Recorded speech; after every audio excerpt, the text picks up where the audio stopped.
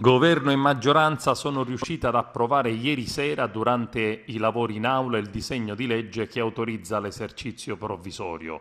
Sembra essersi ricompattata la maggioranza che proprio ieri scricchiolava per una manciata di voti tra i banchi del governo e del centrodestra. Ricordiamo che nella giornata di ieri era stato bocciato in modo clamoroso da un emendamento del Movimento 5 Stelle. L'esercizio provvisorio dunque è legge. La Regione siciliana potrà spendere in dodicesimi per 4 mesi fino al 30 di aprile. Si è evitata la paralisi dei conti ed anche la gestione provvisoria. Ci sarà tempo per fare un bilancio organico. Il DDL modificato è stato approvato dopo la riscrittura dell'articolo 1, portando da 3 a 4 mesi, 30 aprile, la gestione in dodicesimi del bilancio della Regione. Nelle diverse occasioni del voto segreto in aula, la maggioranza ha comunque retto. Anche il nuovo gruppo della Lega ha votato a favore, ma ha criticato il metodo e l'impostazione per come il governo ha gestito il documento contabile.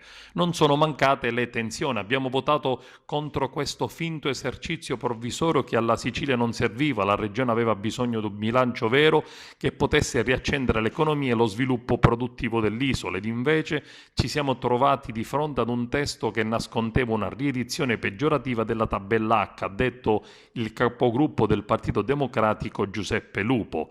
Attaccano i 5 Stelle che dicono impresentabile era prima, impresentabile rimasto dopo. Il governo avrebbe fatto meglio a rimanere in bagno, poteva approfittarne per darsi una rinfrescata e schiarirsi le idee sempre più confuse per quello che abbiamo visto e assistito in aula. Il disegno di legge, ha dichiarato il capogruppo Giorgio Pasqua, è pieno di norme estranee all'esercizio provvisorio. Questo metodo di lavoro è totalmente sbagliato, come ha rilevato la Corte dei Conti, che ha bacchettato pesantemente il governo. La coalizione di governo ha dimostrato compattezza con i suoi 35 voti a favore per approvare il documento contabile che sblocca la spesa, consentendo ai teatri ed enti culturali di programmare la propria attività, oltre ad una boccata d'ossigeno che viene data ai consorzi di bonifica in attesa della imminente riforma. Sostegno anche al settore dei parchi e delle riserve e agli operai dell'ESA, ha affermato Alessandro Aricò, capogruppo all'ARS di Diventerà Bellissima, chiudendo in questo modo la questione del DDL sull'esercizio provvisorio.